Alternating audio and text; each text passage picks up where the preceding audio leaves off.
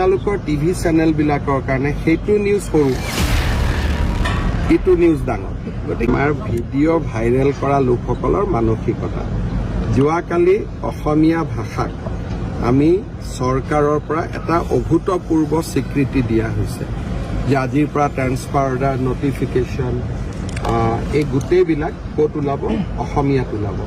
এতিয়া আপোনালোকৰ টিভি চেনেলবিলাকৰ কাৰণে সেইটো নিউজ সৰু, ইটো নিউজ ডাঙৰ। গতিকে এতিয়া মই ভাবোঁ যে এই মানসিকতাটোৰ লগতেই মই যুঁজি আছোঁ যোৱা 5 বছৰ। এটা পজিটিভ নিউজ আছিলে, সেই পজিটিভ নিউজটো দিলীপ শইকীয়ায়ো ফেচবুকত দিছিলে, ময়ো টুইট কৰিলোঁ। পজিটিভ নিউজটোতো আপোনালোকেতো ক'তো নেদেখুৱালে। এনে অসমীয়া ভাষাত যদি ক'ৰবাত বিহাৰী মানুহ এটাই কিবা এটা কৰে আপোনালোকে তাল ফাল লগাই দিয়ে, হয়নে?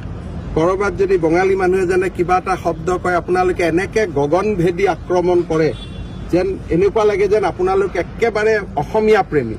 কিন্তু কালি যেতিয়া আমি ক'লোঁ যে অসমীয়া ভাষাক প্ৰত্যেক পৰ্যায়তে চৰকাৰে লোৱা হ'ব, আপোনালোকেতো নিউজেই নবনালে।